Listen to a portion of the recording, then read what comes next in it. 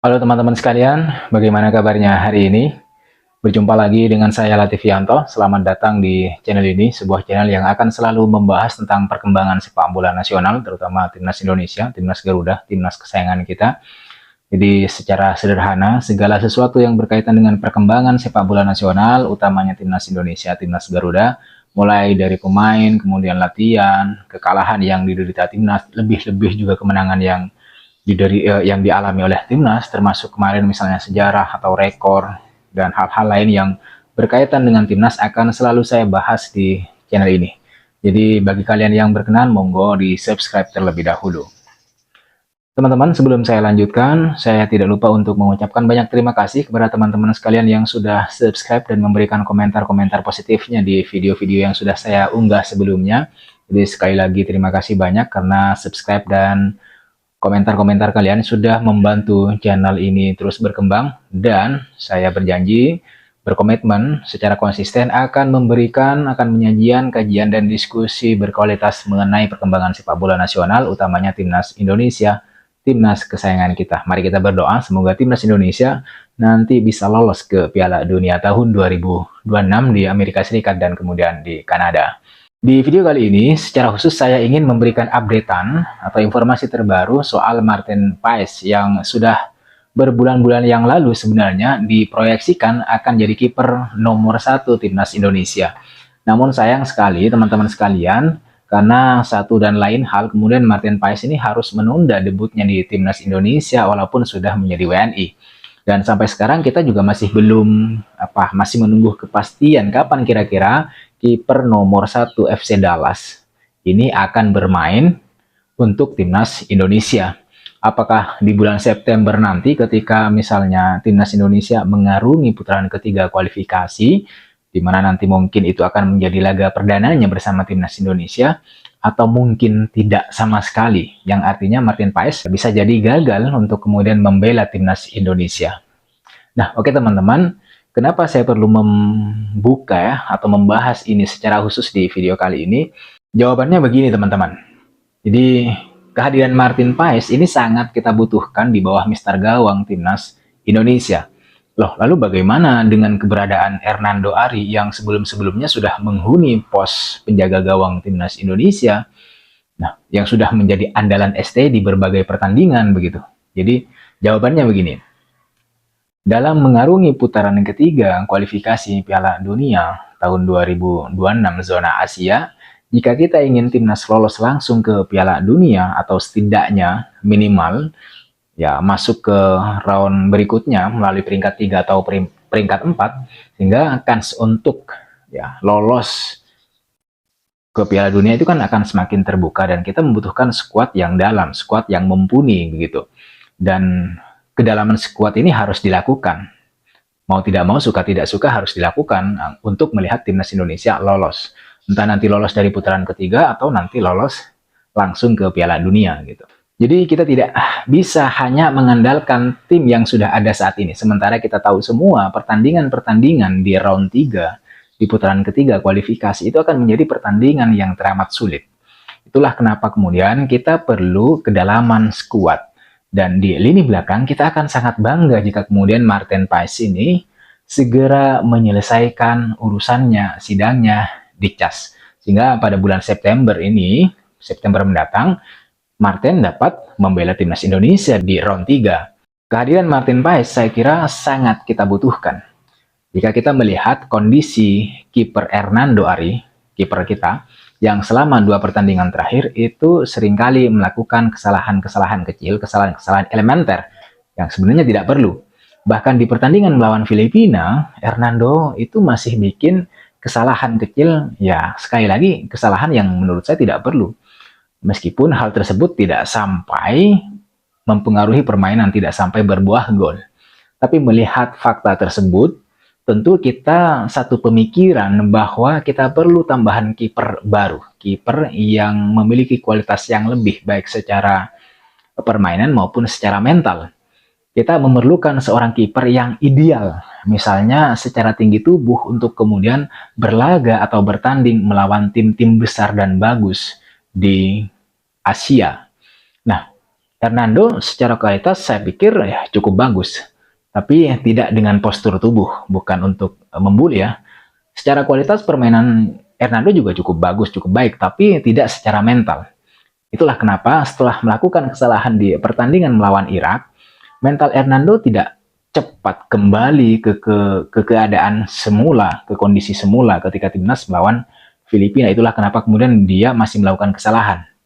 Padahal kita butuh pemain yang benar-benar kuat secara mental di laga internasional, apalagi kita akan bertemu dengan tim-tim besar dan tangguh di round 3. Sangat mungkin di round 3 kita akan ketemu misalnya Jepang, Arab Saudi, Korea Selatan, Australia, dan tim-tim lain yang ya, secara permainan sangat kuat gitu.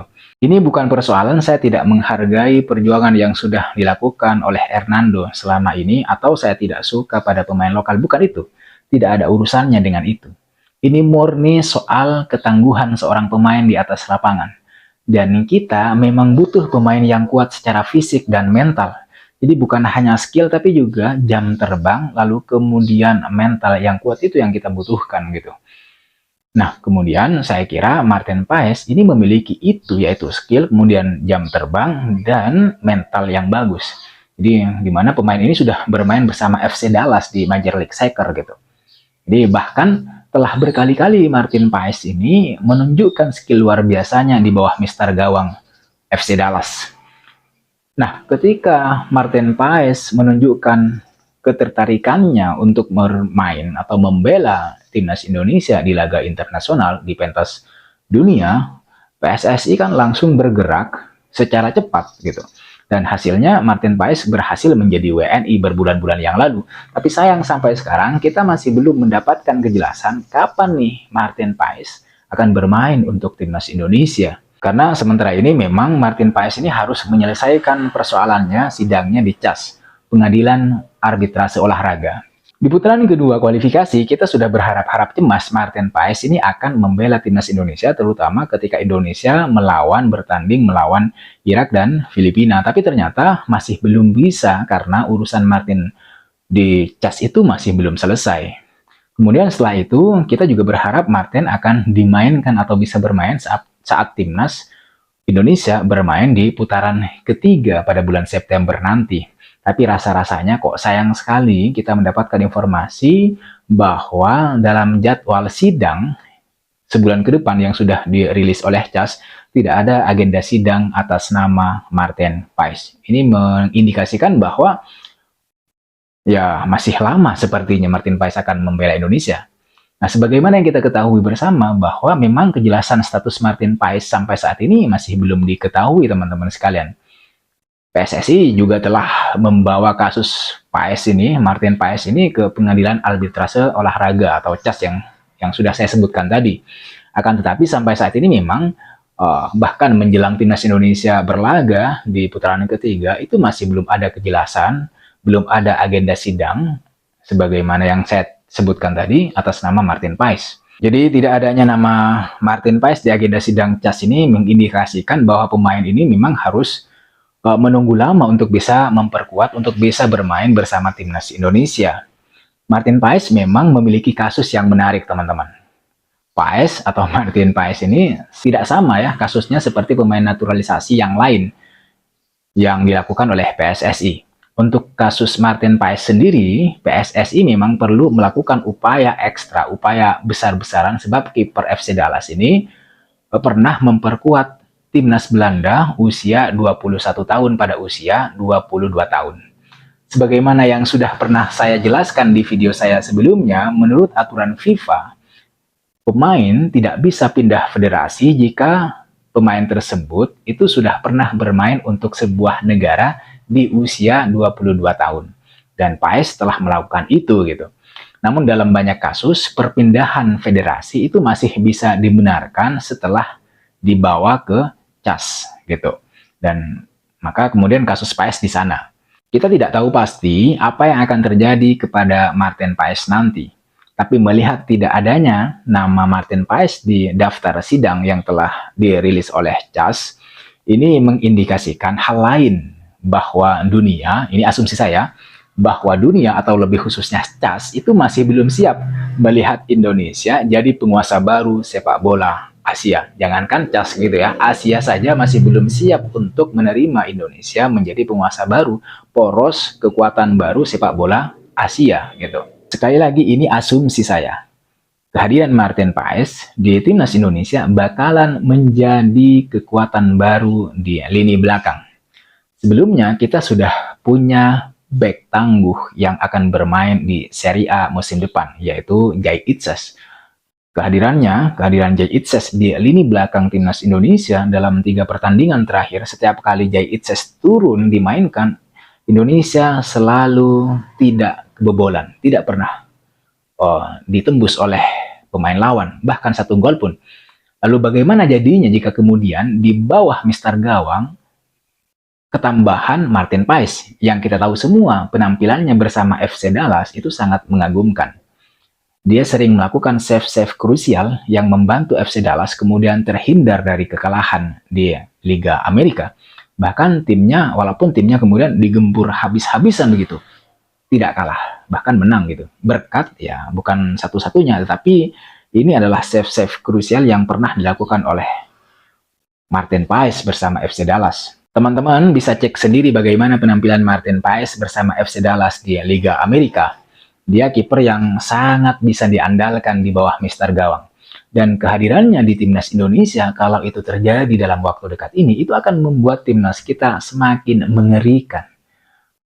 Kalau dulu mungkin harapan pertahanan terakhir itu ada pada Hernando Ari, maka kemudian dengan kedatangan Martin Paes, maka harapan terakhir itu akan pindah ke Martin Paes.